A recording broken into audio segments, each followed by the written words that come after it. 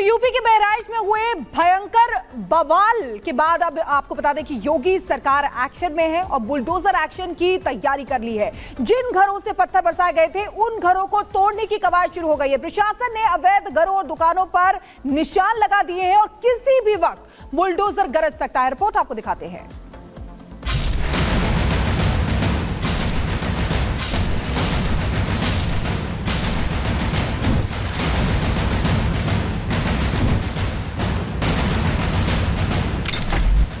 बहराइच हिंसा के दंगाइयों का पूरा हिसाब किया जा रहा है।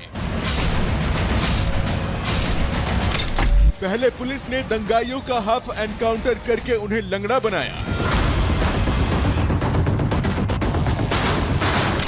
अब आरोपियों के अवैध निर्माण भी लाल निशान के घेरे पर हैं।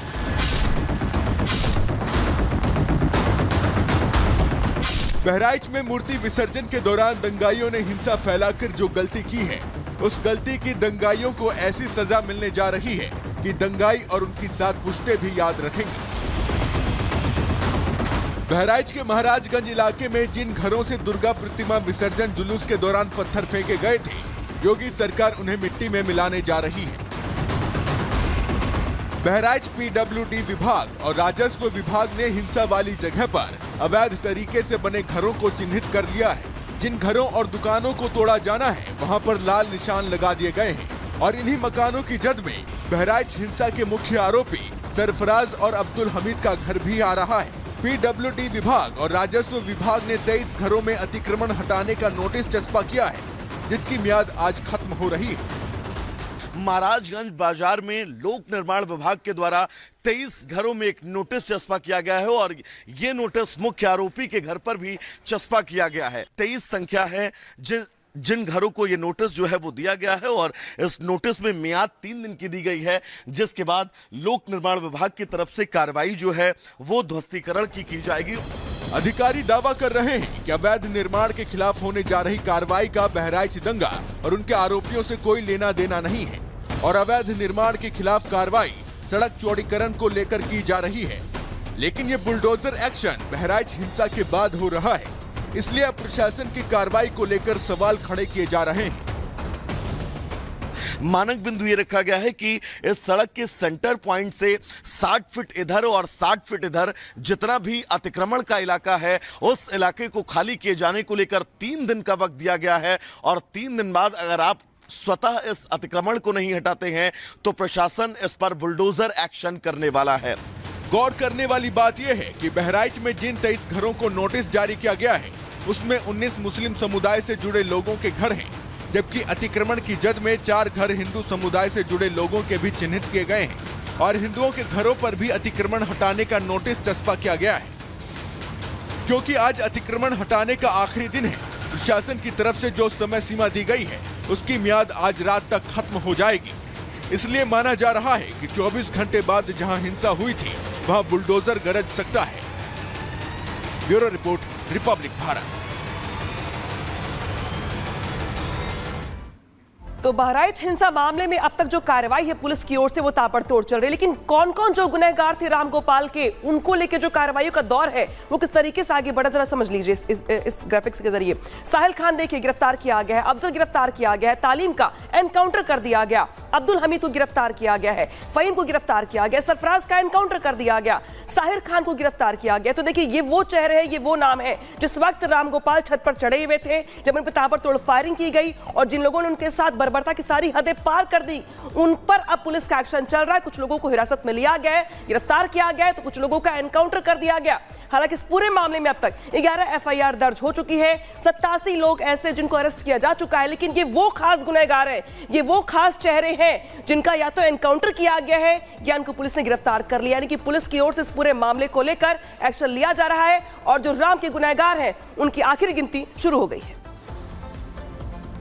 और इसी बीच एक बड़ी खबर अपने दर्शकों को बता दें, बहराइच हिंसा मामले में पुलिस का एक्शन जारी है। 26 और संदिग्ध दंगाई लिए गए हिरासत में।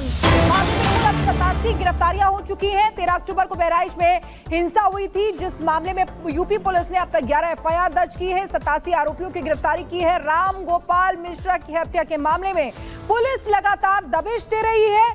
योगी सरकार ने आपको बता दें कि आरोपियों को न छोड़ने की सख्त हिदायत पहले ही दे रखी है और लगातार एक्शन जारी है। बुलडोजर एक्शन की भी तैयारी हो चुकी है।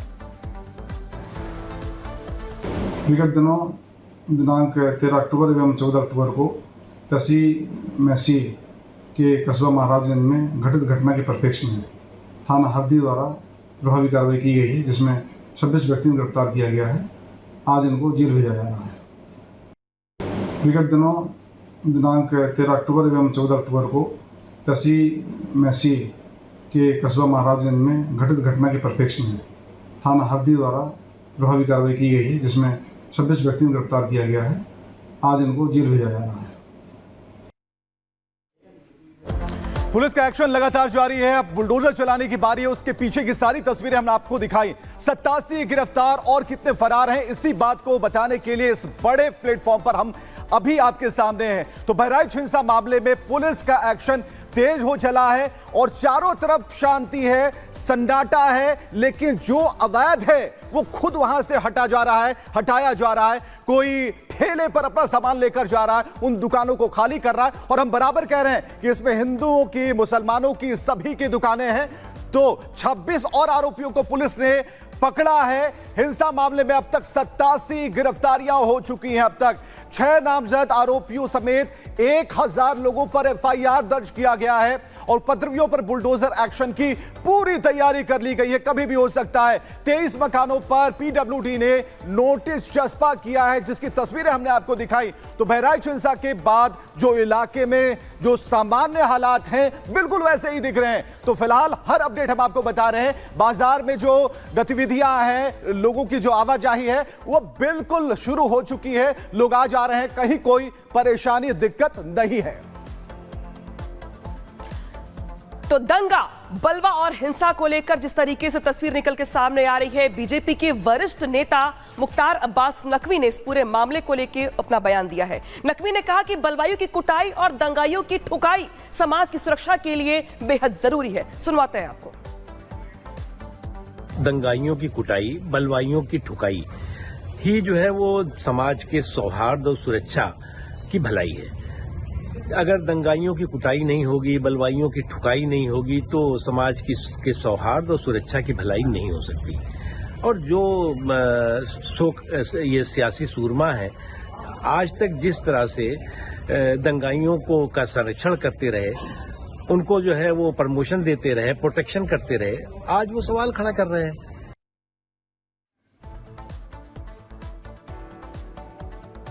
जानना बहुत जरूरी है कि कब क्या हुआ और पूरे अधिकार के साथ जानिए। हम आपको बता रहे हैं, पूरे टाइमलाइन को आपके सामने हम लाकर रख रहे हैं कि बहराइच हिंसा में कब क्या हुआ। 13 अक्टूबर 2024 को और बहराइच से 40 किलोमीटर की दूरी पर यह घटना घटी। इसके बाद महाराजगंज बाजार में यह घटना हुई, जिस पर सभी लोग सशंकित हो गए।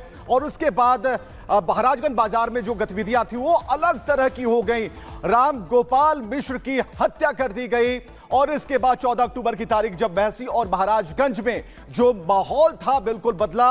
हिंसा होने लगी, अगजनी होने लगी, तोड़फोड़ होने लगी। तारीख थी 14 अक्टूबर की। 17 अक्टूबर को क्या हुआ, नेपाल बॉर्डर से 20 किलोमीटर दूर की बात हम आपको बता रहे हैं। पहले सरफराज और फिर तालीम का एनकाउंटर होता है, पैर में गोली लगती है। 6 आरोपियों, अब तक नामजद 6 आरोपियों को नामजद किया जाता है। 18 अक्टूबर की तारीख होती है और इसके बाद पुलिस ने इन्हें धर दबोचा, पकड़ लिया और इनसे पूछताछ शुरू हो गई।